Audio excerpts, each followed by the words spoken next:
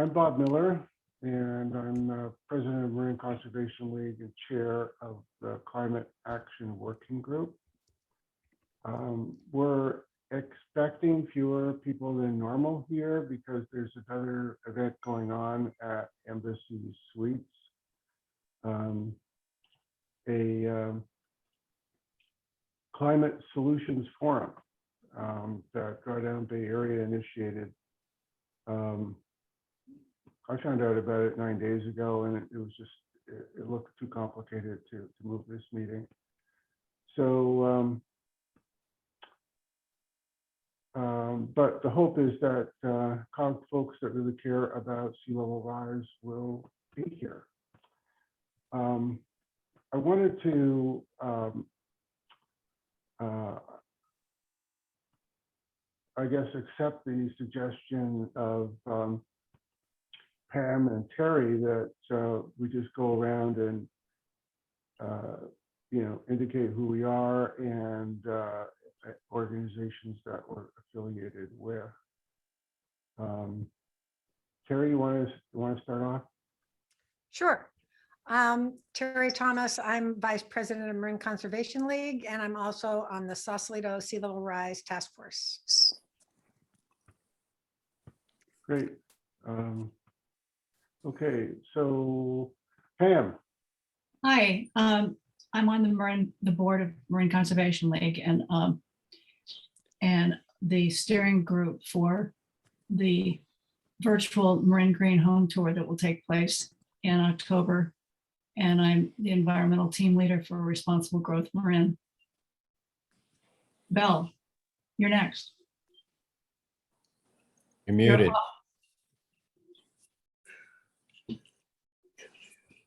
I'm Belle Cole, and I am chair of Organizing for Action in Marin and lead for Ecologically Sound Practices Partnership, and also chair of the Marin Biomass Project Steering Committee. Bill. Good morning. Bill Carney, Sustainable San Rafael, and various other things, including Time to Lead on Climate. Okay. Tom?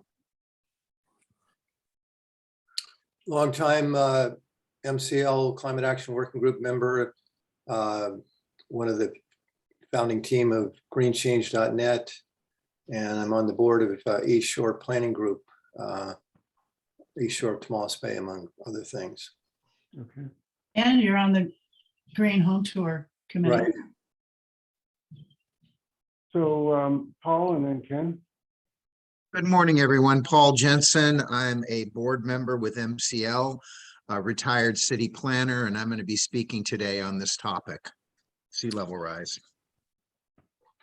Ken Strong, member of the Clean Energy Ad Hoc Subgroup of COG and Climate Reality Project, Building Electrification and EV Squads. Chris? Good morning, all. Chris Chu, planning manager with the Marin County Department of Public Works and working on sea level rise. Susan. Thanks. Susan Stomp. I am a member of the MCL Board of Directors and co-chair of the Land Use, Transportation, and Water Committee. And I can't see who else is on yet. Jim, Richard, and Alan. Jim? Okay. Jim? Hi, this is Jim Burrows, member of the Land Use Committee, the COG Committee, working on these issues with interest. Richard? Yes, I am Richard Morrison. I am a resident of Tamalpais Retirement Community. I have 8 grandchildren, and I'm very, very concerned about climate change. Alan?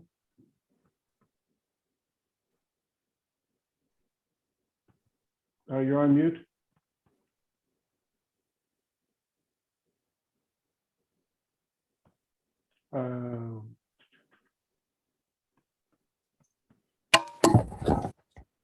you How's go. that? Is that better? I'm sorry. Mic turned off. Alan Jones, I'm a Tam Valley resident and a member of the Tam Valley Sea Level Rise Task Force. Great. Larry and then Julia, then Nona.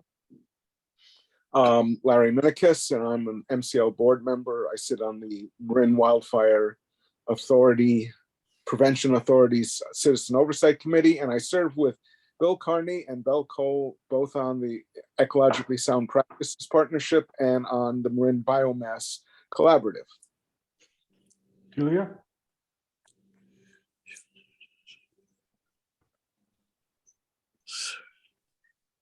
Why don't we shift to Nona? Yeah, hi. I'm still sitting at the breakfast table, so I'm not going to reveal myself. I'm a board member of Marin Conservation League, and I've been helping with the Sea Level Rise sub task force. Okay. Jack and then Eric and then Dale.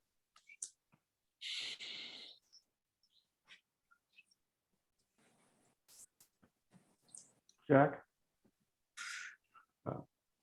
Why don't we go to Eric?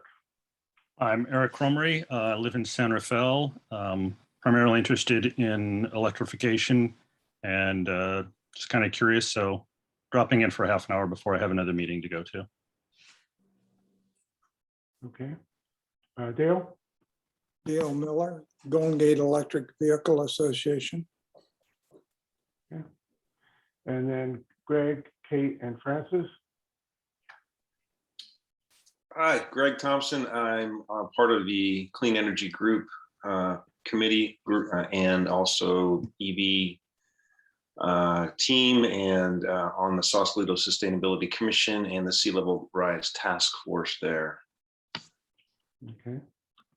Julia, are you with us? Not yet. So Kate and then Francis. Good morning, I'm Kate Powers. I'm a board member of MCL.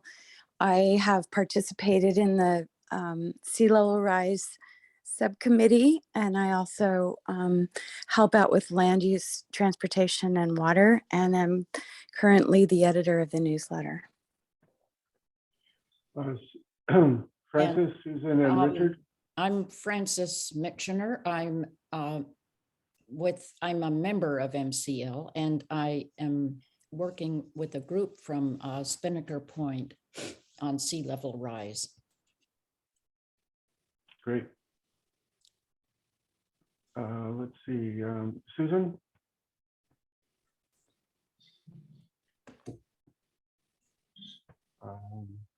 Jack? Susan Chardon. Oh, sorry. Go ahead. I just was identifying that it's Susan Chardon or something. Okay, so who Tony has Williams. not? What's that? Tony Williams. Oh, yes. Tony. Important. Yeah, good morning, Tony Williams. It was because of Nona Dennis that I joined MCL back in 2006. But I'm the Assistant General Manager and Chief Engineer of the North Marin Water District. Great. Anybody else? Okay, so why don't we, I want to start by talking a little bit about Doug Wilson's death on February 27. Doug was co-chair with Pam and then chair of the Climate Action Working Group for years. I think Pam and Doug founded it in 2013-14. And his death was clearly a blow to those working with him. He was a constant presence in climate action related meetings, always trying to pull organizations together to collaborate and pull people together to work together. He spent a lot of time on Climate Action Working Group. Few people knew of his ceramics work. his previous painting works, his Tai Chi. He's a man of many interests, and his death on February 27 was expected. As I told the board of Marine Conservation League earlier this week, I knew about the increasingly poor prognosis starting midsummer, but it's still a blow. What I will say this is that Doug died the way he wanted to, with vigor and grace to the end. I want to show you two pictures if I can find them. Okay. Here we go. So this is a picture of Pam Reeves with Doug 2 weeks before he died, at a get-together of friends to celebrate Doug. And Pam's was a great friend of Doug, and you can see how, yeah, he was clearly enjoying himself. He was wonderful during that meeting. And I'm going to stop sharing. See if I can pull this off. And then this is a picture of Doug 1 week before he died. And in the background is a painting. Again, few people knew that he was a talented artist. And 3x5 painting of Mother Madrone tree. And boy, I want to look that way just before I die. Good for Doug. And so we'll miss him. Doug would want us to get down to business and not dwell on him. So I don't think we should, and we should get going soon. But first, Pam, do you want to say something?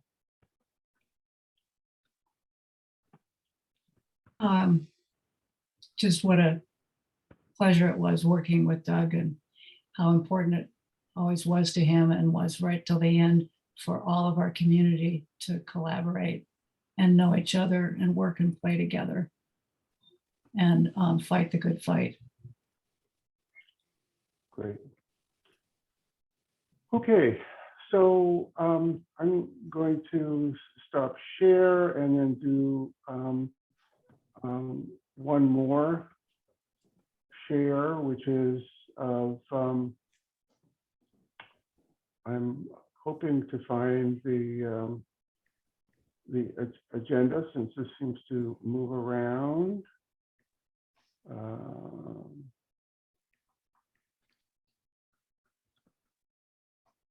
Okay, well, my apologies. It's just it's not standing out.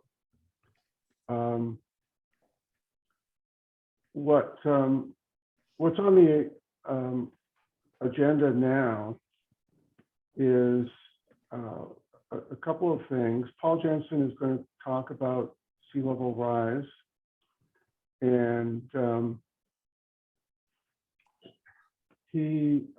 and I'll introduce him in a moment. We're going to have an update on building electrification.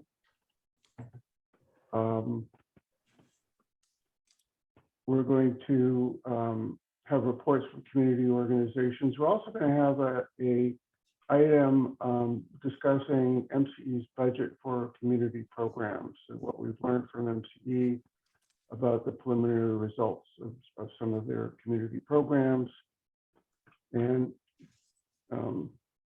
Bill Carney is going to talk a little bit about a League of Women Voters Candidates Forum, which will be coming up, where climate change and the environment will be featured. So with that, I'm just going to move to Paul. And he's going to, as I said, present on Marine Conservation League sea level rise draft policy. The objective of this meeting is to give you the opportunity to provide feedback and input. I'm really struggling with screens here. Does everyone see the slide? Yes, that's great. Great. Okay, terrific. Are you ready to pass it on to me, Bob?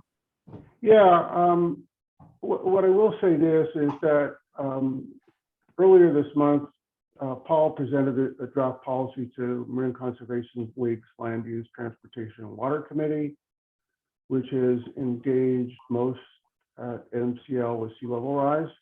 He's gotten feedback from that group. Now it's COG's turn. So Marine Conservation League was very lucky to recruit Paul to the board of Marine Conservation League.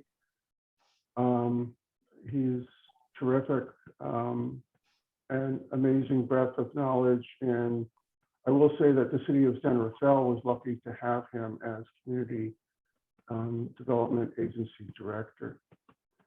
So I'm going to hand that over to you, Paul. Great. Okay. Good morning again, everyone. And I think this is the first time I've attended a COG meeting. My work with MCL has been pretty much focused on land use and transportation committee and some other issues, but certainly not this topic, but it's an interesting one. So I'm glad I'm here today. And I do want to acknowledge there are a handful of folks here that attended the Land Use, Transportation, and Water Committee meeting earlier this month on this topic. So please excuse the repeat performance. Much of what you will hear this morning is pretty much the same as what was presented to that committee. I do want to start with something. It's interesting. I have talked on this subject. I don't know, I've embraced this topic years ago when I worked for the city, and I always come back to this aerial photo. I don't know, it's so telling. Essentially what you're looking at here is the southeast San Rafael area looking toward downtown, and in the foreground is what is now the I-580 corridor, Anderson Drive, the Greater Light Industrial Park, Spinnaker Point, and the Canal neighborhood. And much of what you see here, which was dated 1953, is either submerged tidelands, seasonal, or tidal marsh, all the way to the hills. And this is not uncommon to a lot of the low-lying areas in Marin County that are now vulnerable to increased flooding and sea level rise. So like I said, I always like to share this aerial because it's a good perspective of where we were and where we are now. So just a quick overview. The task at hand that was given to the Land Use and Transportation and Water Committee as the lead was to develop a policy position statement on the topic of sea level rise and increased flooding. I do want to say this is a complex issue because it deals with mid and long-term projected impacts that are associated with climate change. So although we don't realize perhaps the immediate effects of this, we are starting to see increased flooding, king tides, et cetera, which are telling. And it's also challenging because this is a topic that's ever changing and the outcome is somewhat speculative. So there's new information comes along time and again on this topic that we have to keep track of. So the purpose and how will this policy statement be used? It's intended to be used as a basis for MCL to provide a consistent review and take a position on a specific project, a study, a plan, or perhaps a local policy developed by the local jurisdictions. And how and who developed this draft position paper? I do want to mention that there was a subcommittee that convened monthly for a period of about 9 months, a subcommittee of the Land Use, Transportation, and Water Committee. So this was a team effort with an awesome group of people, and I want to acknowledge them, Terry Thomas and Kate Powers, Nona Dennis, Jim Burrows, Pam Reeves, Roger Roberts infused some great information about cost benefit analysis. And early on, we had Doug Wilson involved with the subcommittee as well. So there was a lot of hard work and time put into this. I want to mention a little about the value of how this has been set up. If you had an opportunity to review the draft text and some of the supplemental information, it's intended to possibly be a template for other policy positions for MCL. And then lastly, I want to mention that this is a living document. As I mentioned earlier, a lot of information about this topic is ever changing. So it's intended to be revised and updated over time. And I will get into that in a few more minutes. So just to give you a little information about the statement itself, as I mentioned, it was provided as an attachment to the COG agenda. There is a policy statement text, which is fairly comprehensive. And there is also a position assessment table, which I will get into in a few minutes. And then a summary report on the topic of retreat and managed retreat as an adaptation tool. This is an interesting tool because it's probably the most effective in dealing with adaptation to sea level rise and increased flooding, but it has its complications. So there was a lot of effort put into doing research on this particular topic. So just a brief rundown on the organization of the statement. There's an introduction. Nona Dennis did a complete introduction. She has tracked this topic for many years on behalf of MCL. And so it provides a context of where we started and where we are now. There's some goals and objectives. I'm not going to get into each of these topic areas under this slide, but I do want to say that each of these topic areas are addressed in the policy statement with a lens of keeping in mind working with this under the mission statement of MCL. So for example, promoting education and awareness, advocating for local government policy setting and making, endorsing adaptation planning, and so on and so forth. I do want to mention the last bullet point, resources. The time that was put into this, there are a lot of resources that are included and links to those resources which are in the text statement. So moving on, I just want to briefly touch on the goal of the statement. It's intended to influence local decision-making and actions to recognize, assess, plan for, and adapt to sea level rise and increased flooding, among others. And again, it follows the mission to preserve, protect, and enhance the marine environment, and to also educate, advise, and advocate for local decision-making. So the objectives of the policy statement, and so really this is about what will this statement be utilized for, a basis for proactively commenting on local project or policy development plans and projects to discourage and oppose development in shoreline areas without first considering sea level rise, prioritizing and supporting nature and science-based adaptation measures, supporting hardline armoring, for example, seawalls and levees where practical and appropriate, to integrate into planning for the public realm. This is very important because we have a lot of utilities and services that are in low-lying areas that need to be addressed, that are vulnerable to sea level rise as part of capital improvements moving forward. And then lastly, prioritizing solutions to protect the most vulnerable communities. So I want to quickly touch on the nature-based policy or nature-based solutions. And there are really two types of primary adaptation measures and solutions. There's hardline armoring, as I mentioned earlier, seawalls, levees, and infrastructure, as opposed to nature-based solutions, which are actually using nature to combat sea level rise and increased flooding through these types of measures.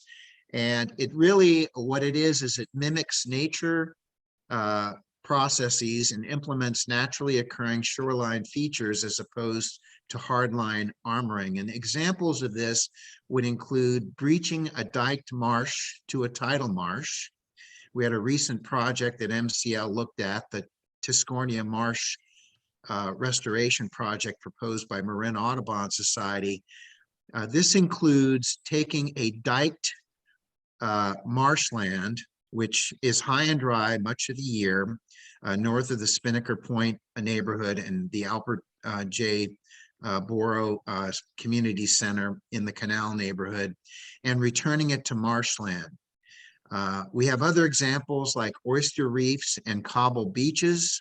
There's an oyster reef pilot program offshore in San Rafael. It was promoted by and implemented by the Coastal Conservancy several years ago. We have a cobble beach example at Aramburu Island, and you may have read in the IJ, there is a program or a project being considered near Dunphy Park in Sausalito. And then lastly, daylighting creeks from culverts. I'm also would like to touch on retreat and manage retreat, because the subcommittee had a lot of discussion on this particular topic. And while this is probably the most effective measure for addressing sea level rise, it has some challenges. Nature tells us to retreat because if you, it's likely the most effective tool. And the reason why I say nature wants us to do that is if you look at the sea level rise maps, it looks like a lot of the areas that were once underwater want to go back there. So, you know, retreat is obviously something to consider. I do want to mention there's the policy position paper and the supportive document on this particular topic distinguish between retreat and manage retreat. Retreat is returning a vulnerable area to original natural condition and moving the shoreline inland, as opposed to manage retreat, which is coordinated movement of people, buildings, infrastructure, and development away from an area of risk over a period of time. And this one's more challenging because it usually involves relocating and people, businesses, residences, and infrastructure. So there are issues that have to be addressed when considering this type of adaptation tool, because displacement is costly. It involves land purchase and a number of other things. And there's a complete summary report on where this has been addressed in other communities throughout the world and considered elsewhere. So the policy statement does endorse retreat for areas at risk that are low-lying areas, undeveloped or undeveloped land, underdeveloped land, open space, and active and passive recreation. And again, the example I am giving here is the Tiscornia Marsh Restoration Project, which returns a diked area to tidal action, which is undeveloped, obviously. The policy position paper does carefully look at managed retreat as a consideration. And these are the factors that have been developed as part of considering managed retreat as a possible measure. One, that other suitable measures have first been of equal effect on the site or in the area that have been considered. The possibility of transfer of development rights where feasible and possible. Social and economic impacts of displacement of residents, businesses, and utilities. Relocation options for displaced residents, and that the solution or measure will be successful and not result in other climate change related implications. For example, and this could be equally challenging because pushing or relocating existing development to other areas, those other areas have other climate change challenges. For example, areas that are subject to fire hazard.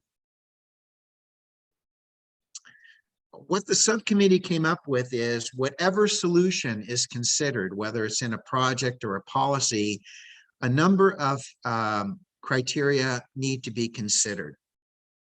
First, that there is a consideration of the short-term and long-term impacts and the benefit and the value for the investment, that it is the most appropriate solution for the site area and conditions. And this could include looking at, let's say, an urban project in an area that is not near the shoreline, but is vulnerable to sea level rise and increased flooding. And it could be a hard line type of measure that might help address sea level rise rather than a nature-based solution. Sound engineering and best available science for maximum effectiveness. Considering environmental impacts and or benefits. I know that this particular committee is concerned about and wants to address carbon sequestration. Displacement of people and how to address this. I've highlighted alignment or conflict with other MCL policies. I'm a planner by background. I'm used to looking at conflicting issues and policies, and there is a need to balance and to look at those conflicting policies, because MCL will be faced with that in looking at this and other topic areas moving forward. So this is something that needs to be considered. Economic and cost benefit analysis. Roger Roberts had suggested that we make sure that we include this as a topic area to consider when we're looking at adaptation measures, particularly with public projects that are publicly funding.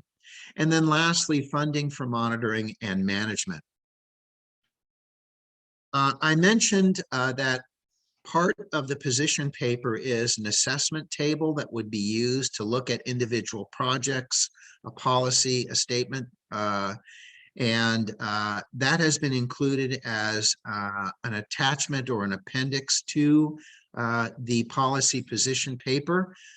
This is just a brief summary of how that, that table appears and would be used as projects or plans or studies are reviewed by MCL. And then lastly, I want to mention that the subcommittee was very concerned about testing this particular policy position, and a number of projects were looked at in testing it.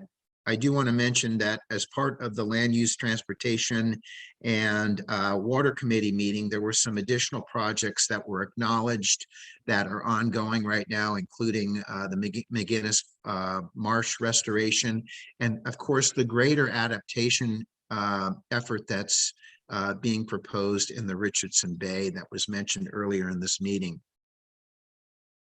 The last thing I want to touch on is funding and implementation. The policy position statement obviously brings forward an endorsement for regional and state-sponsored funding programs. Very often, MCL is asked to comment on or perhaps provide endorsement for certain projects through Measure AA applications, among others. Advocating for foundation funds, such as through Marin Community Foundation.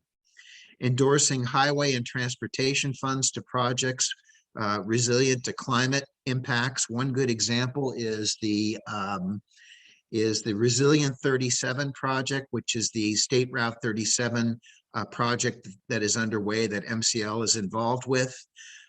Supporting and assessing taxing districts, and prioritizing funding that benefit long-term solutions. So where are we right now? Bob mentioned that this policy position paper was presented to the Land Use, Transportation, and Water Committee on March 2nd. It was favorably reviewed and supported. after this meeting, we will be moving forward to the MCL board for action. I do want to mention, and I'm glad to see Chris Chu is in this meeting today. We had Chris Chu and Jack Leapster take a look at the statement. Both of them provided some very good suggestions that will be incorporated into this policy position paper. I don't know if Chris may wanted to make comment on her particular suggestions. And then before I turn it over for questions, discussion, and comments, I do want to throw it out to other subcommittee members that are here today in this meeting to see if I've missed anything or would like to add whatever they'd like to add as part of this discussion. Thank you.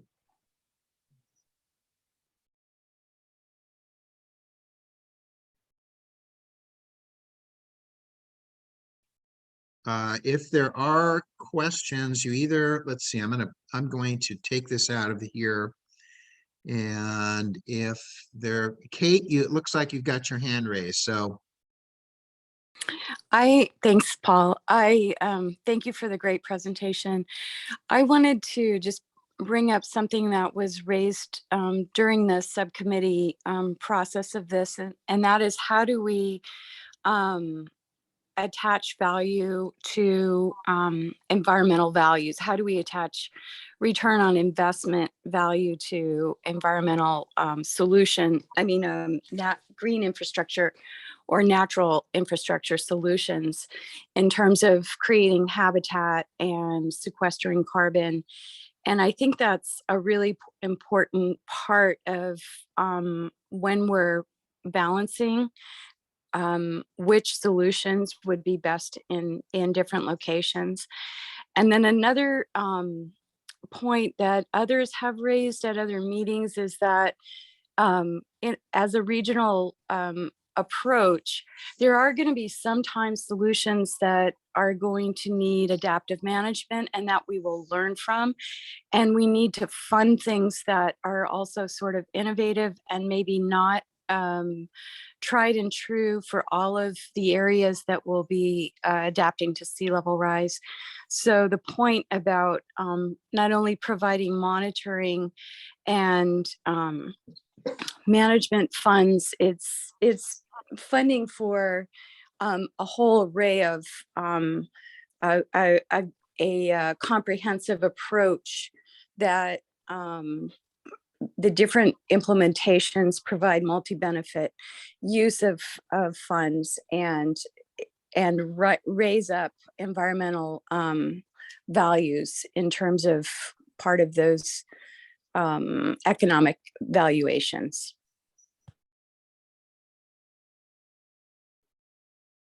Thanks, Kate. Any of the other subcommittee members want to make comments?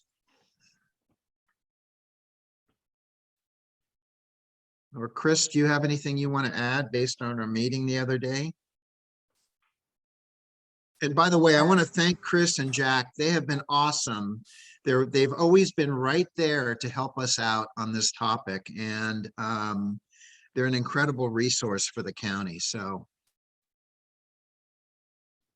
And I would just echo that back to MCL. So certainly, maybe not in my official capacity, but certainly as someone who reviewed this document, I'm really impressed and glad it's being done.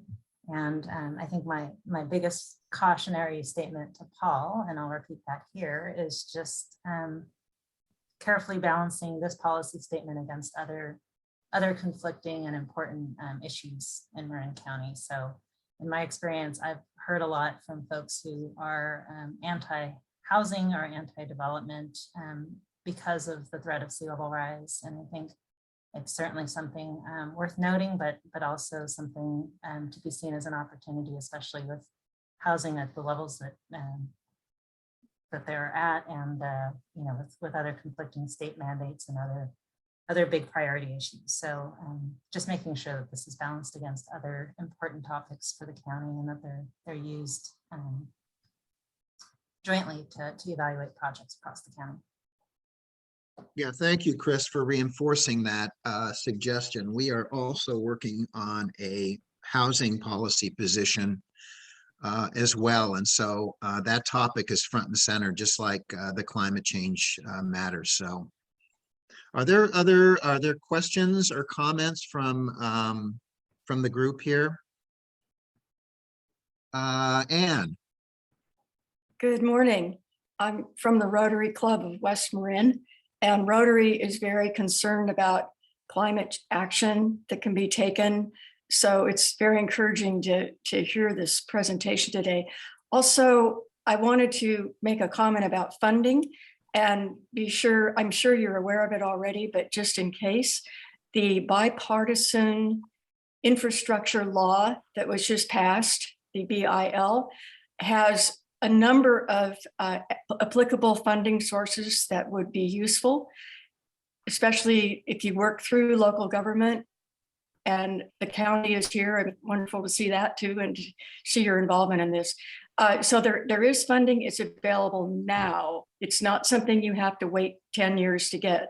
The funding can be used for coastal programs. It can be used for any sort of infrastructure program. And they do include things like, dealing with sea level rise. So I would encourage you all to look into the bipartisan infrastructure law.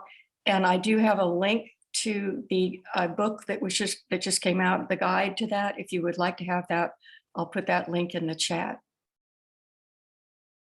Thank you, Anne. That was a great suggestion. In fact, we have a long list of resources in this policy statement, and that would be perfect to add to that list. So let's see, Belle, you had some questions or comments? Yeah, let's see, I just want to can you hear me? Yeah. Yes. Okay, my question really is to Chris and possibly Jack, and a really wonderful presentation, and the coordination with the county is impressive. I just want to find out from Chris how you think this policy will be helpful to you and your work, because it's comprehensive and deep and touches a great deal. And I'm curious about the usefulness in terms of the kinds of decisions you have to make, and the other issues that the other groups that are coming up with, or the other positions that are being taken. Just like to know what you think about that. Thank you.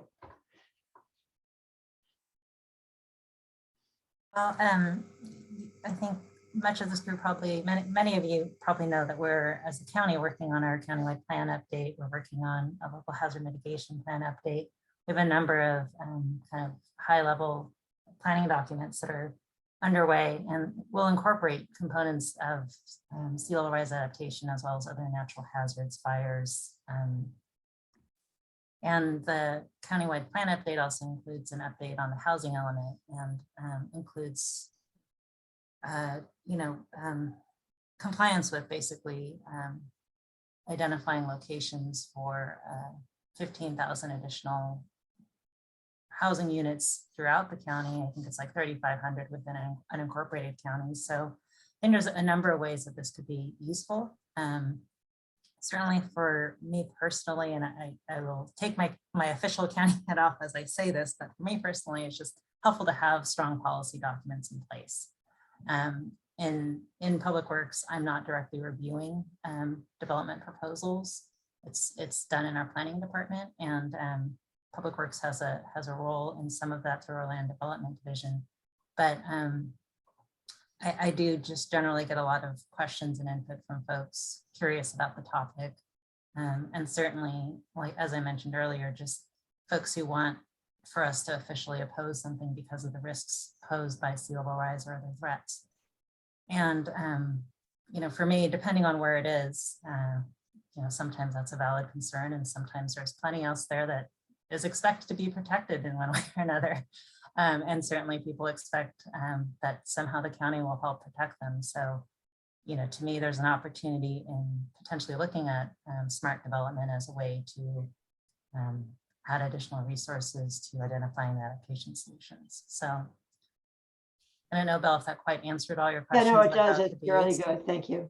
Yeah. And then I'd refer to Jack and planning for probably a whole lot more on that piece, but I don't see Jack in this audience, so I'm not sure that might have to follow up with him. Really?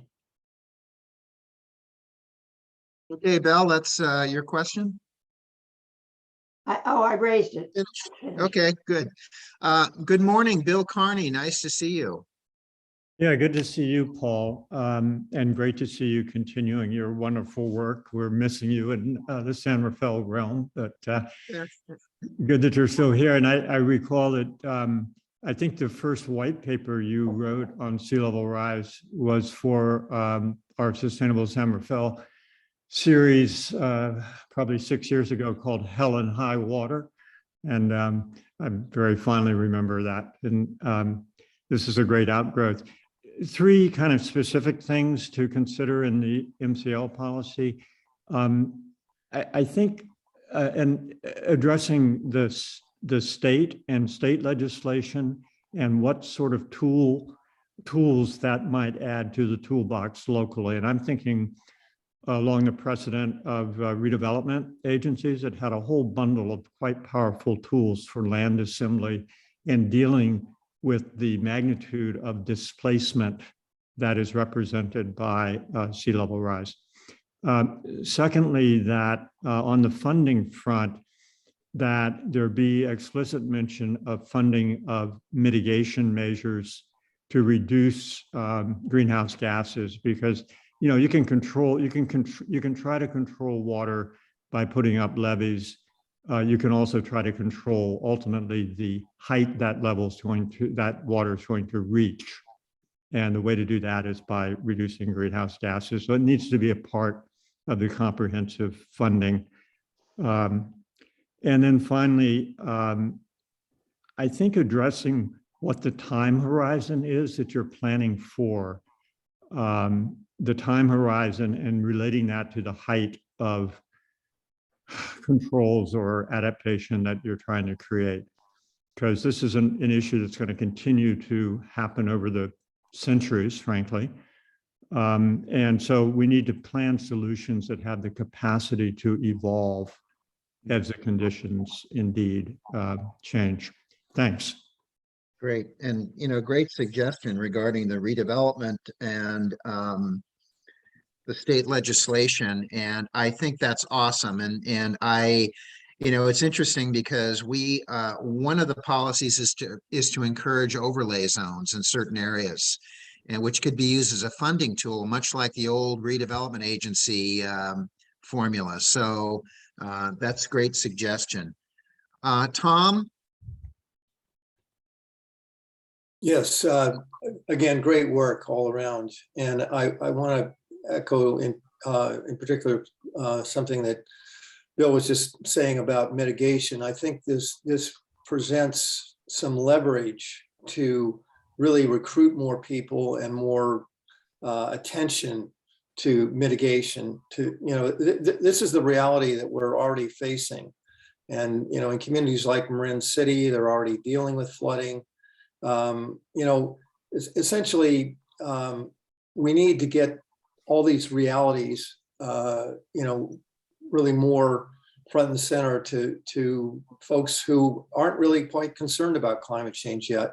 And we're dealing with these housing issues.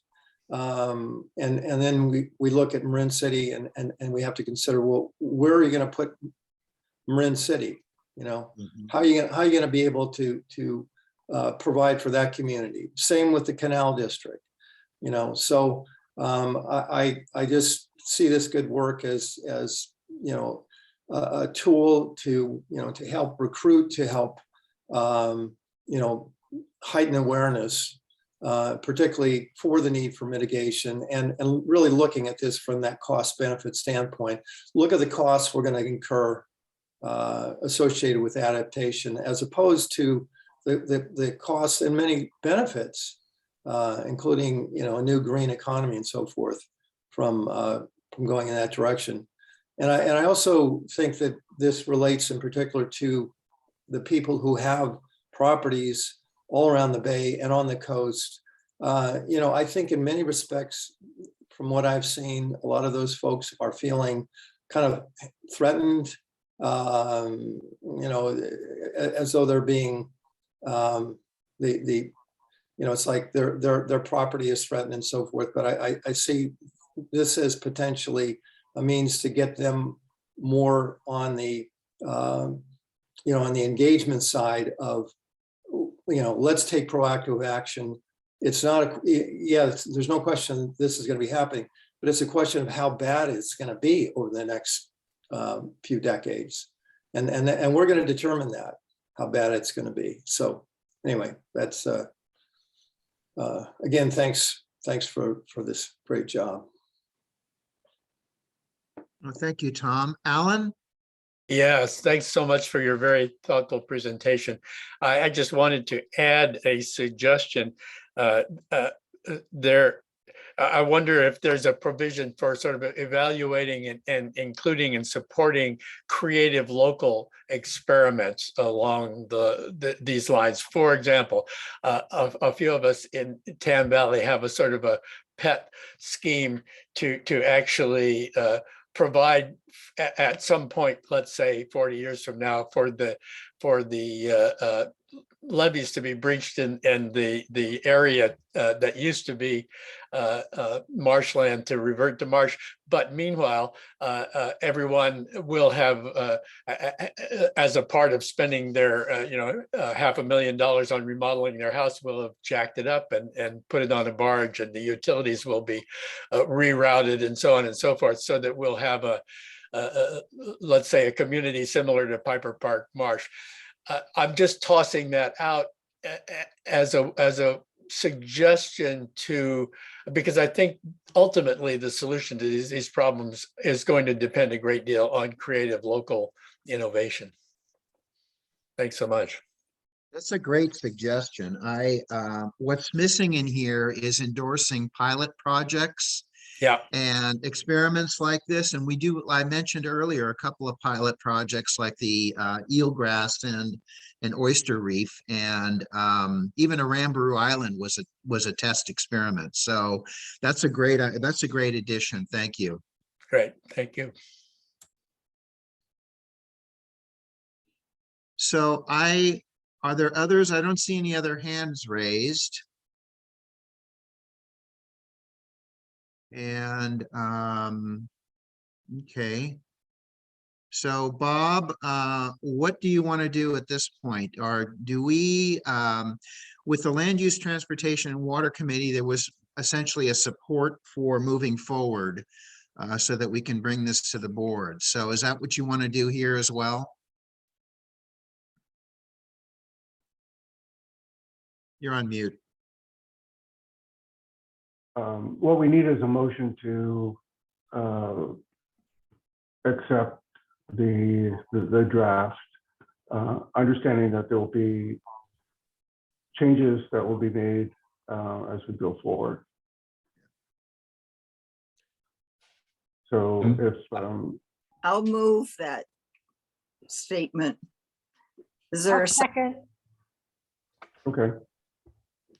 Let's do this a little bit differently. Well, we'll have discussion, any further discussion, and then I'm going to ask folks just to indicate if they have any objections or abstentions. But is there further discussion here? Is there a possibility that people should know how to comment other than today's opportunity?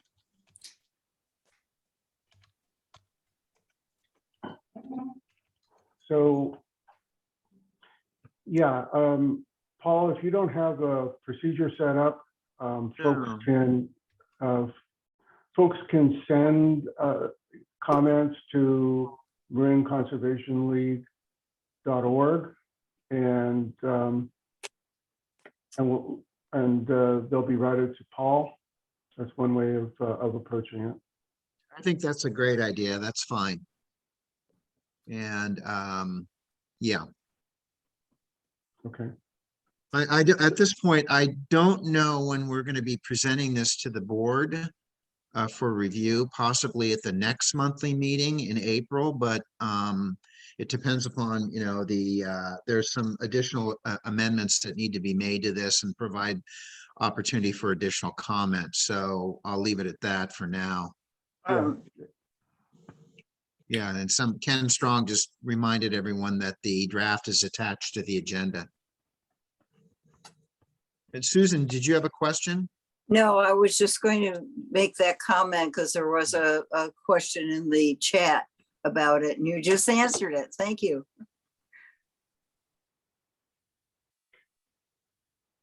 Bill? Yeah. So I'm curious, what is the plan for distribution? I mean, who is this? Is this intended for all members of the of MCL? Is it more targeted than that? And is the idea to encourage other groups that are working on the same subject to work with us? I'm just wondering how it's such a major statement, and I wondered how you were thinking about that. Let me give you my thoughts, and then Bob, you know, you're the president here, so perhaps you can infuse some of your comments as well. Is that obviously there's been a lot of work done here. By the way, there's been outreach to a number of others outside this group here, including the county, to get input and feedback, and that's even referenced in some of the resources. But the idea was to get something down and get it like officially published or adopted, and then sharing it with a lot of the other groups that we have interaction with, that, you know, obviously we would collaborate on with this topic. So that's been the game plan. And, I throw it out there to the other subcommittee members to see if they have anything to add on that, but I think that's where we were headed with this. So. Yeah. And one of the purposes of the document is to provide a guide for thinking about the issues, to know what the breadth of issues are, and it will enable quicker action on the part of Marine Conservation League because we have a policy in place, and it's simply something that can be referred to and, as Paul said, evolve forward. Kind of a foundation of our thinking on this topic. Jack and then Terry. Hello. Jack, go ahead. This is Jack Bristol. I'm a long-time resident and raised my family in Marin County for over half a century and do business and live here. And I've been a business member of MCL. I like to compliment Paul on the presentation and many of the comments that have been made by the participants, the board, Tom Flynn, Alan, and we own a large section of Richardson Bay, approximately 10.5 acres. And of course, we're all aware of what's been going on, is taking place and will go on with housing. And in many other countries, and even now in a portion of Sausalito, housing is an aspect of what is needed and what can be done. We also own a few acres on the inland side of that location, and one can walk the shoreline with the riprap that was placed when all that was filled many decades ago. And that could, of course, be on the area where housing, and I have in the past presented a hotel use. Of course, Highway 1, and which is its entry and becomes Shoreline Highway, at very high tides and storms has flooded, which has isolated that area, as well as many areas further into Manzanita and Tam Valley. And this condition, which will, of course, be very important in whatever has to be done by Caltrans, by the county, by individual property owners, provides us all with an opportunity to work together and to find solutions and to keep in mind, of course, what nature will do and what we can do to work together with nature to ameliorate these conditions. I'm not aware of anyone else, but many decades ago, I developed that Jack, approval. It was Jack, done by we're Mill beginning to Valley. Excuse me. And we're beginning to run out of time, so if you could wrap this up quickly, that would. Just like to point something important to you, which is many years ago, I got approval and I built what is now known as the Holiday Inn Express further on down. In those days, I challenged the engineers and we actually put into place, and I installed jacks under the buildings themselves. I'm not aware of any other building, there may be, in Marin County, where actually the buildings can be raised in the future. And this is something to keep in mind, of course, as time progresses. One of the many solutions that can be used to have a balanced, creative, and solutions to the challenges that nature is presenting us with. Thank you. Thank you, Jack. Terry, you had your hand up. Do you want to say something? Well, it was back on how these policies can be used, and I just wanted to, it was back on Bell's question, and I just wanted to note that a part of my job is identifying the overlaps between the different committees. And it really helps to have a policy that's developed over all the committees so that when we approach an issue with any city or with the county or any other group, if we want to make a statement as MCL, that we already have a foundation that we agree on before we actually write a letter or speak in public. So that's all that I wanted to add. Thank you. And part of what Marin Conservation League is doing now, and Terry is leading the charge, is developing policies on more complicated issues that do cross the boundaries of different issue committees within Marin Conservation League. There are simply new challenges that have arisen and ones that we know will arise. We want to have a policy in place to be able to address them. And as Terry said, come up with positions quickly. So is there further discussion? Okay, so what would be easiest for me is that if just orally we could do it this way, which is we have a motion, we have a second. I'm going to ask for folks to vote. If you could just indicate, are there any objections to the draft that was presented? Okay. Are there any abstentions to the draft that was presented? Okay, so doing it that way, it appears to be unanimous. And this will be, Paul will report to the Board of Marin Conservation League with talking about the discussions that happened here and in land use, transportation, and water, and elsewhere. So, and in terms of what comes next, this will, the draft will be revised, and Marin Conservation League has its annual dinner in April, and so doesn't have a board meeting, so this will be addressed in the May meeting. Paul?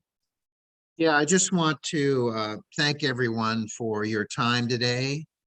And I don't mean to be rude, but I am going to sign off after this item because I have a meeting to prepare for that's at 11 o'clock. So, but thank you all. And like Bob said, if there's any additional comments, filter them through the MCL email address and I'll take a look at them. So thank you.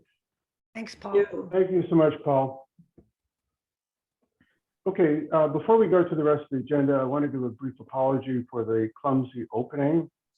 I need somebody to admit folks when they come in because my screen jumps around when I do admit. And so I'll have a workaround for that next time, and hopefully it will run more smoothly. What I'd like to do is then move to a discussion, MC's budget for community programs, what we've learned from MC about their experience with their community programs. So Ken, you're on mute.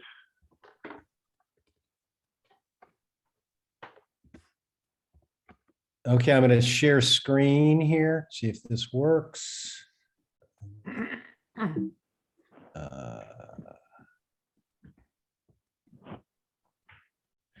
Okay. So we had a meeting about 2 weeks, beginning of March with Alice Hovner Doughton in order to find out, as MC was coming up with its next cycle, funding budget cycle, what the status was of their community customer programs and what they were going to do for the coming year.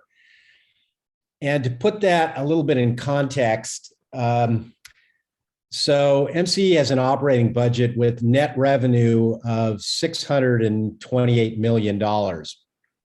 Of that, $495 million is spent on buying energy for all of us. And they have an additional $36 million in operating expenses. So that, per that budget, they have what they call a change in net position, which I would call, I don't know whether you'd call that their profit based upon their revenue and expenses or what, but it's the surplus over their expenses that to run the operations during the year. Most of that they are trying to put into to increase their reserves. Running an energy business is a very risky business, as Dan said, and to be the first one to add.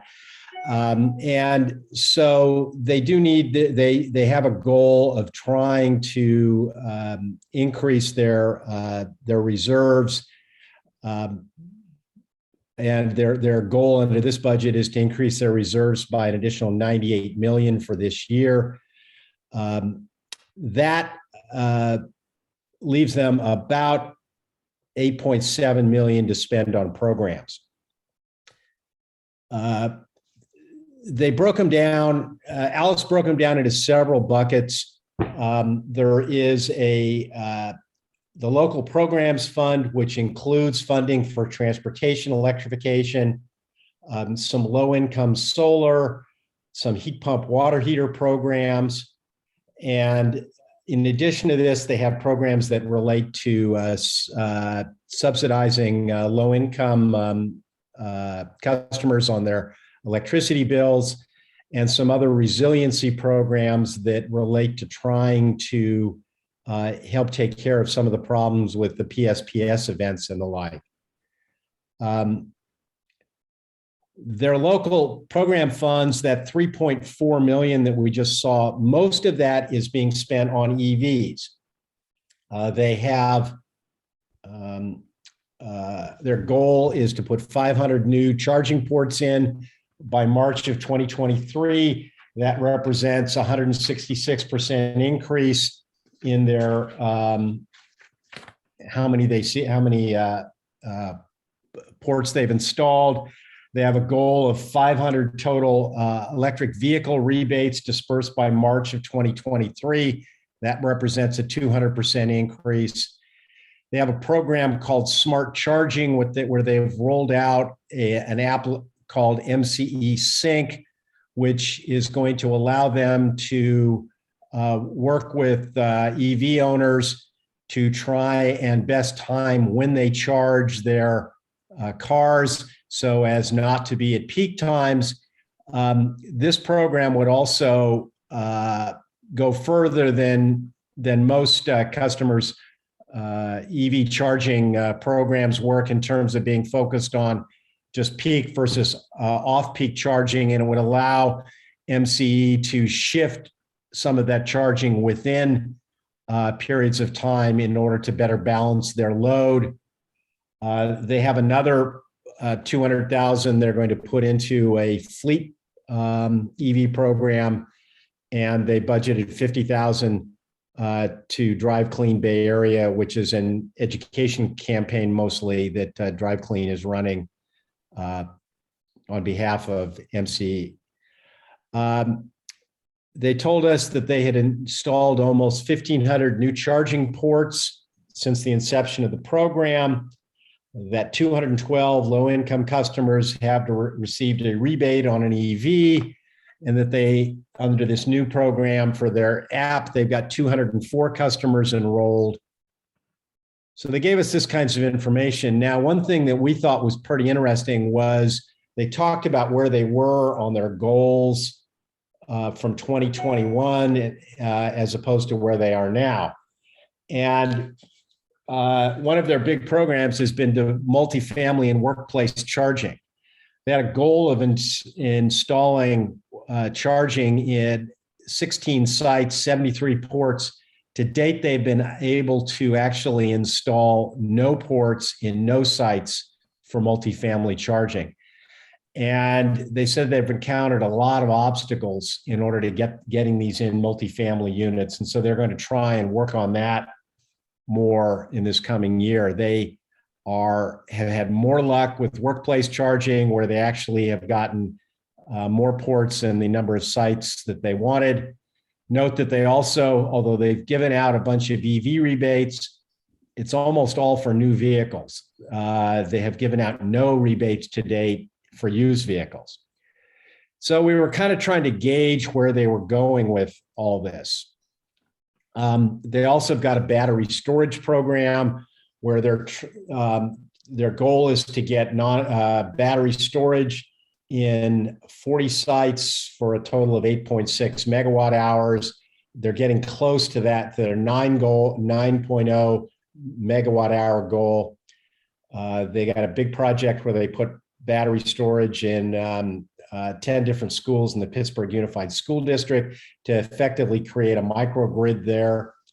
And they've also got a project to install battery storage paired with solar in a bunch of residential projects, although they've only got 31% of their goal so far on that. So what we saw overall was they've got some reasonable goals. They're increasing the amount they're spending on these programs over what they did last year, but they really haven't achieved what we'd like to see out of them in terms of in getting additional charging units and multifamily units and things like that.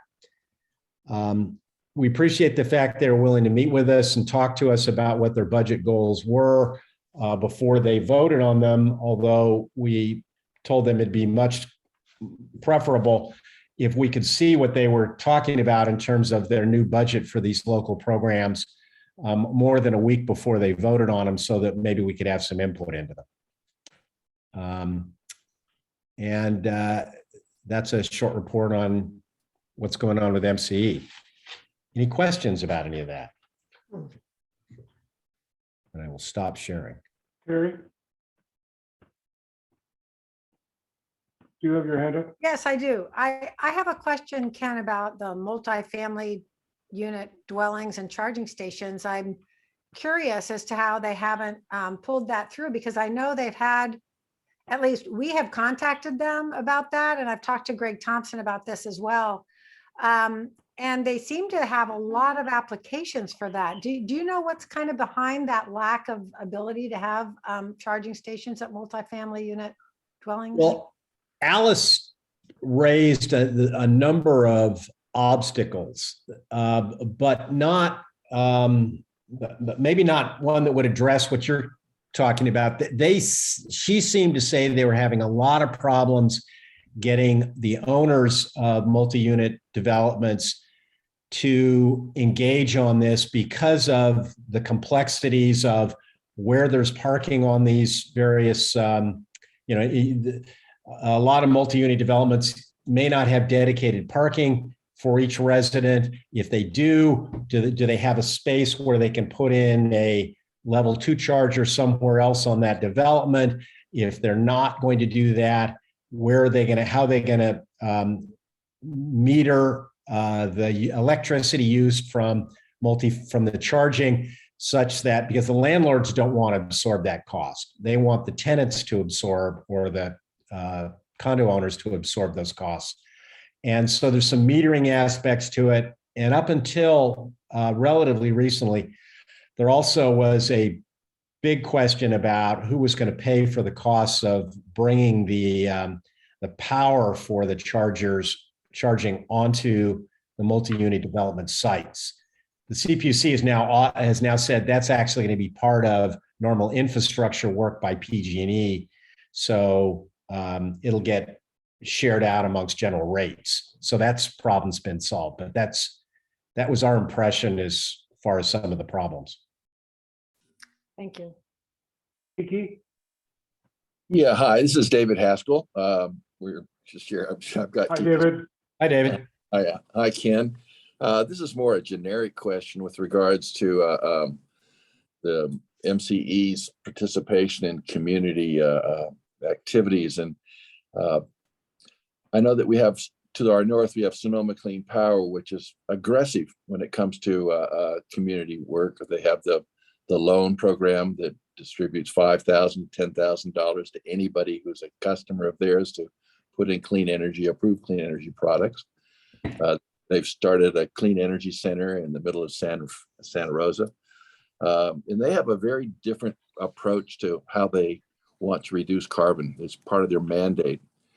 And this is kind of a generic question back to you, Ken, since you've kind of been watching over MCE. And this is probably a much bigger question. But how do we get MCE to become more community facing, to become more, to start serving climate objectives rather than just their bottom line objectives? Good question. And I mean, I'll give you my 2 cents on it, and Bob or Dan Segadin may have comments as well, because we've sort of asked some of these same questions of them over the last few years. Now, they do have a number of programs beyond what we've talked about sort of today in terms of trying to develop green energy as their backbone, but they are nowhere near as community facing.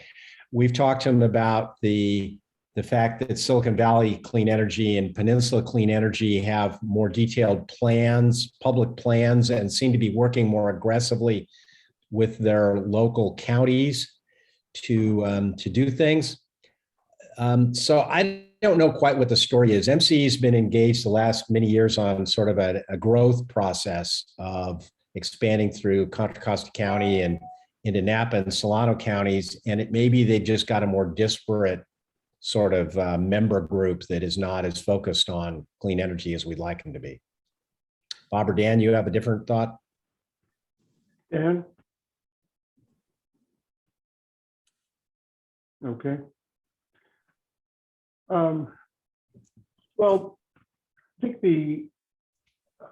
think it's important to give MCE credit where credit is due. It does have community programs. It's they're multifaceted. I think that what MCE needs to do is take a step back and work with community partners, looking at what is working, what is not.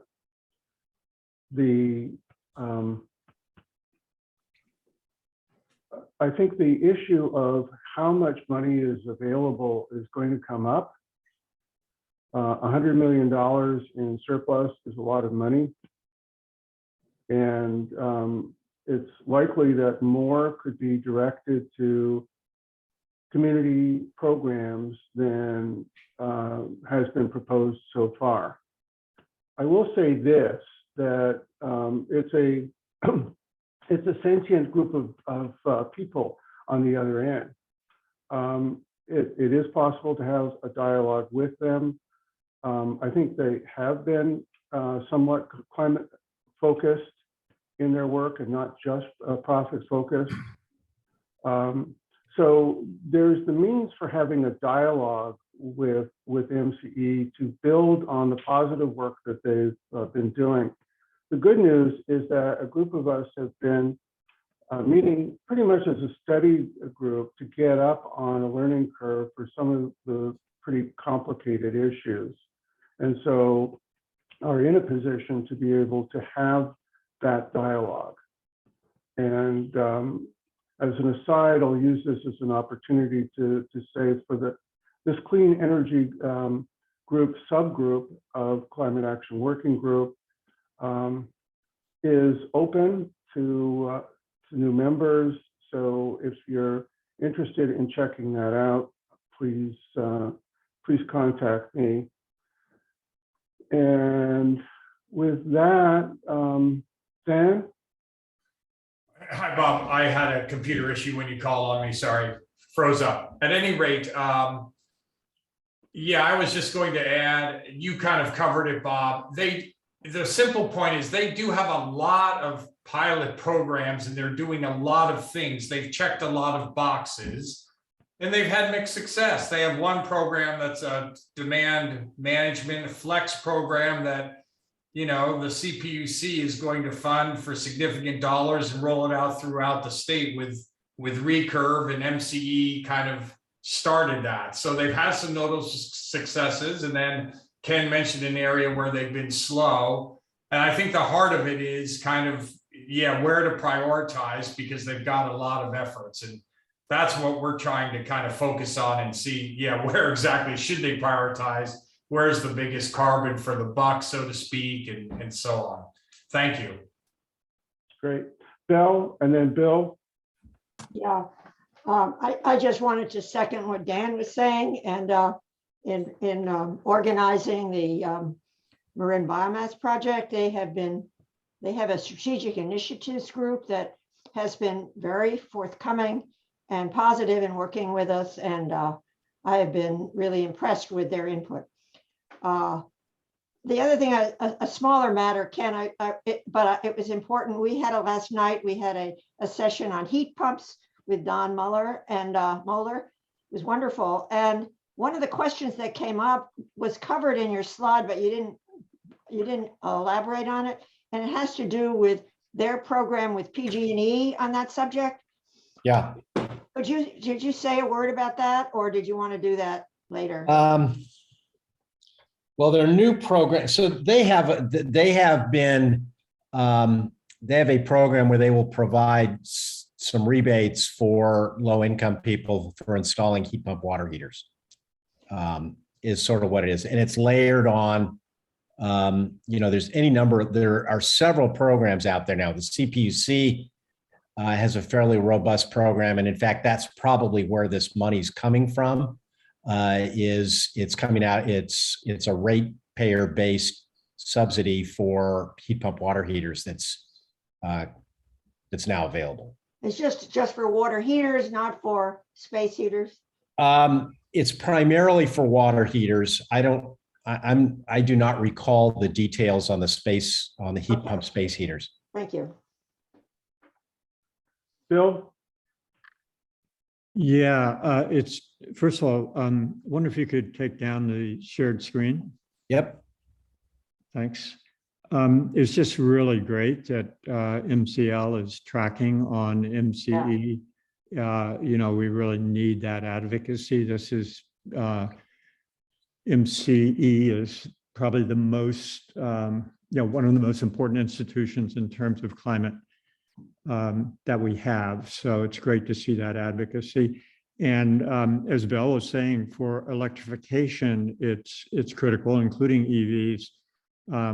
But you know, as we look at a robust electrification model ordinance throughout the county, having that ordinance backed up by available and workable incentives to electrify existing buildings is really important, particularly multifamily buildings.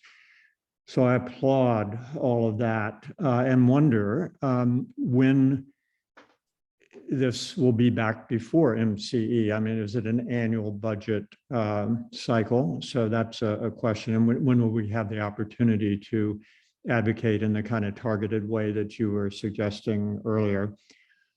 So that's a question. And then a couple of points on multifamily units and how hard it is to get those, get charging to it. I don't know if you've talked with Ride and Drive Clean lately on this topic, but I just found out that they're looking at a technology apparently that's available that allows level 1 charging, you know, just normal outlets to be recorded so that a user for charging their vehicle in a normal plug can have that be charged through the owner of the building. So it seems like it simplifies a lot of things and could be a lot cheaper than level 2 charging. So you might talk to Annika about that. And then finally, on the EV rebates, I've wondered for a long time why those rebates, I don't know what they are, but whether they could take the form of installation of charging stations, whether in multi-family units or in single family housing. It just seems, because that's such a hassle, and you know, to overcome that through the provider of our electricity would be a great support and an incentive to EV transition. Thanks. So if I can, so I'd address a couple of those things. I think one good example on the building electrification front that you sort of alluded to, that so Peninsula Clean Energy and Silicon Valley Clean Energy are each offering a $10,000 payment to cities or towns to help provide staff funding for staffs for developing green building ordinances. So that's may not cover it all, but that's a nice, that's something. And so we reached out to MCE because there's some talk of, geez, could they help out on this effort in Marin County? And again, the problem is MCE is multi-jurisdictional. So it turns out that outside of, although Marin's pushing for a green building ordinance, at least as far as MCE staff are aware, other than Contra Costa County and the city of Richmond, no other Contra Costa towns or cities are currently actively pursuing a green building ordinance, nor are Napa or Solano counties. So you can see where it's hard for MCE to come up with a program to fund $10,000 for each Marin town and city for something that the other members aren't doing. So that's just one sort of MCE obstacle. The Orange, I can't remember the exact name. It's Orange something, the device that would allow you to meter 110 volt current in multifamily dwellings, and that would be a big plus. You may have to run a line and install outlets in each of the parking spaces, and that may or may not be readily doable depending upon the configuration, but that is a good alternative. And then the third thing, as far as EV rebates, MCEs has both subsidies for charging installation and for EV cars. I don't know that they come I don't think you can use your EV car rebate to pay for a charger install. One thing that we've thought was a good idea on the new car front is you ought to be able to finance the cost of getting a charging unit installed as part of your car purchase. And that would be one way to make that happen more readily. And so. Great. Just to clarify, I wasn't talking about, money going to support staff for ordinances, but rather that as the ordinances roll out, that there be an underlying stream of support for individuals to, or buildings to put in electrification. Okay. All right. Yeah, so what I would add to this discussion is that there are now a couple dozen community choice aggregators. Probably 6 of them are engaged in substantial pilots. What each CCA focuses on tends to be different than other CCAs. So it is possible to look elsewhere and find things that are being done there that are not being done here. I think what's very important is that there be a more organized way for CCAs to share the results of their pilots, of what's working and what's not, and share that with the other CCAs, and the CCAs share that with community organizations like Marin Conservation League. So that would give us more to work on in terms of saying this program seems to be more advantageous than that. The other is that MCE has this variety of programs. The concern that some of us have is that there is going to be, there's going to be additional funding available, and coordination of programs is going to be important. What we need is a county-wide plan that's multifaceted, dealing with electrification of EVs, and one that could then plug into additional funding that's coming from the state, and then directly from the state, and additional funding that's coming from the infrastructure bill that was passed in Congress, much of which will be funneled through the state. So I think that's something that we're going to be focusing on, because then you get an opportunity to have larger programs which can have more impact, or you can have bigger pilots where you can get more definitive results about what works and what does not. David? Yes, thank you. I think it's important that we have an understanding that Marin Clean Energy is not some sort of corporation. We own it. It's run by us through our own representatives, through our various local jurisdictions. And I know that MCE, when we first formed it, it was formed as a green electron company. Sonoma Clean Power was very much a carbon reduction company, community company. And given where we are now, I think it's important that we have a real clear understanding of how we can not just respond to the programs that MCE delivers, but we help form them. We help create the bigger vision with them, with their board. And I think there's, now that we're at 15 years into MCE, it's time that they look at who they are and what they do. It's been very much staff-driven entity for years. It has some real issues that I've had, and I know Kiki has, and I think the other of us who've been involved in this for a long time. And I just really want to encourage Ken, and I'll join your group, Ken, or whatever it might be, but $100 million, 100 is a lot of money, and it's really should be reinvested back into us as the owners of that $100 million. You know, it's not their $100 million, it's our $100 million. And so I just encourage us to look at what MCE really is. Where is it going? How is it going to face the future as an entity that deals with carbon reduction and not just simply just becomes a green PG&E. So thank you.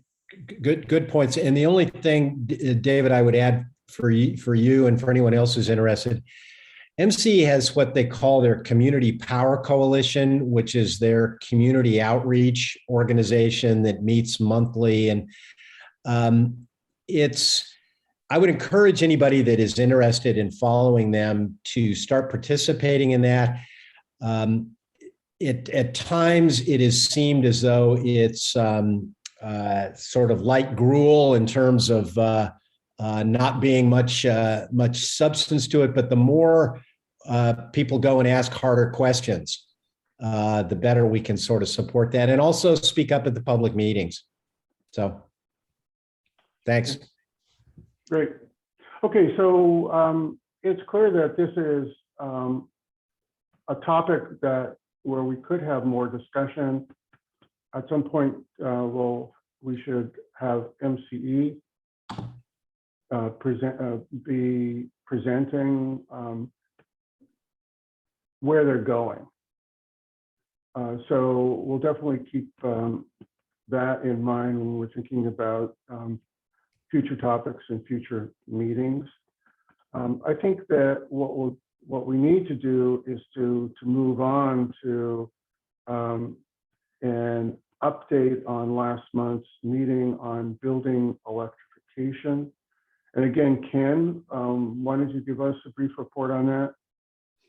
Oh, well, so since the meeting, we've had a couple of, I and David Muller and Bob and Kate Powers have had a couple of meetings with Brian Reyes at the county to understand what their planning process is and how things are moving forward on the county building electrification, green building ordinance and the like. And it looks like they're aiming towards having a community workshop that MCL may help convene in May. And there's no date on that yet. And then there's going to be some focus grouped discussions looking at a draft ordinance in June and July with a goal to have a ordinance ready for submission to the county for a first reading, I believe in August or September. So that's sort of the schedule they're working on. They're still thinking in terms of an ordinance that would require all new construction be all electric, and one that would have for major renovations, would have some sort of a point system in terms of net required energy efficiency measures, which would strongly incentivize installation of heat pump water heaters and or heat pump space heaters in order to meet the requirements. So that's sort of where they're heading with it at this point in time. They're appreciative of and looking for our support in trying to advocate to local electeds to try and get similar, or even tougher ordinances through local towns. So that's where it sits from my perspective. Great. So is there further discussion?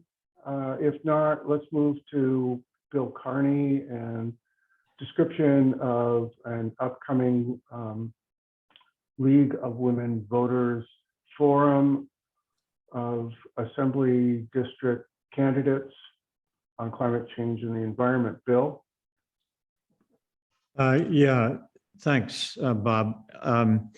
So yeah, this can be quick. It's a save the date item, I hope, for everybody on the screen here. The candidates forum that we're working towards would be on Thursday, April 21st at 7 p.m.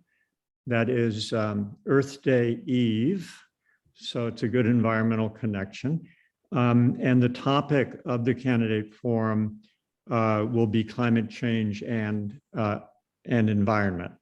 So it will be facilitated by the League of Women Voters of Marin County. So the host organizations that have stepped up to this are Marin Conservation League, OFA Marin, and Sustainable San Rafael.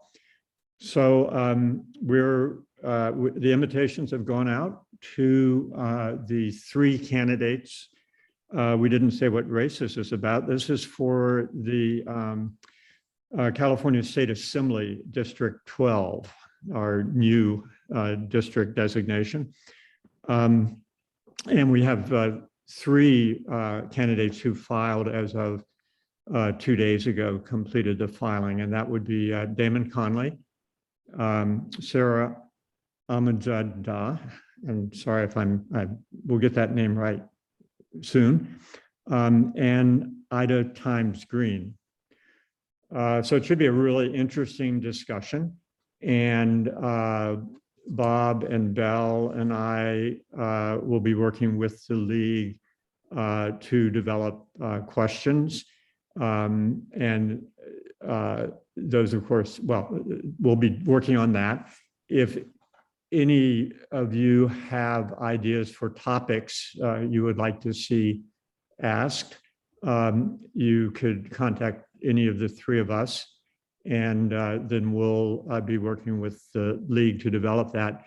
They're also in the promotional material, the flyer, et cetera, that we're going to be sending out around this. There will be an email link so people can send in their questions ahead of time, and those can be worked in to the panel as well.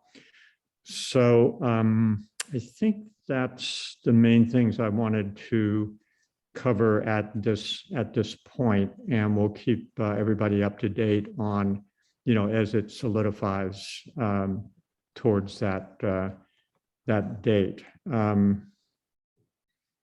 think I've covered most of what I wanted to, and I'll be happy to answer any questions. I have one thing to add, that this letter just went out last night and we haven't heard back from the candidates, and that happens by the end of next week. So I think we should just treat this as it's most likely to happen, but we'll get back to you when everybody has agreed to it. So don't talk about it too much yet. Yeah, so it's save the date rather than all out publicity at the moment. We'll be looking for the assistance of various organizations represented here in getting the word out once it is firmed up. Yeah. Great. Okay, so let's go to reports from community organizations. Folks should just raise their hand electronically if they want to give a report, but we'll start off with Annika. Why don't you go ahead? Thank you so much. So I wanted to just kick it off by saying, I think you all know this now, but Drive Clean Bay Area collaboration is now Ride and Drive Clean. And we sort of celebrated this with our Ride and Drive Clean Marin campaign that we are running for the months of March and April. And so we started kind of this last weekend. I'm going to share my screen for a moment briefly just to show you some pictures. We had a big EV rally. We started in Sausalito and we made our way all the way to Novato. It was about a 3.5-hour drive through all the towns and lots of excitement and just bringing some awareness and excitement to the campaign. And we have made these 3 signs that we had on 3 of our lead cars to kind of get some, get people, bring some awareness, really, like let people see what we're doing. And by the way, we have these contraptions. If anybody needs signage opportunities, we have these platforms that can be put on the cars. If anybody wants to do a campaign, we're happy to share with that. I wanted to mention something very exciting. We had some awesome, great volunteers and cars. The brand new Kia EV6 was there. That Kia EV6, along with the Ioniq 5 that's just out now, can power a refrigerator. So there's a plug on that charger that you just plug your refrigerator right in, or an extension cord, 1900 volts, watts. So pretty exciting stuff. We also, we also have a new web page that goes along with this campaign. Let me just, right here. So it's a Marin, a ride and drive clean Marin web page. So we have, lots of information here. We have some testimonials. We have information about EV adoption for each city, town, and the county here in Marin County. And then we have a bunch of events. So we have 2 coming up in this next week. We hope that you will promote. I've sent out to all of our partners about this. And then we have 3 big in-person EV and e-bike shows coming up in April at these 3 different locations. So I will be sending out a sign up genius. I'll include some of you if you want to come to these car shows, EV and e-bike shows, and help spread the joy about driving electric. Thank you. Thank you, Annika. David? You're on mute.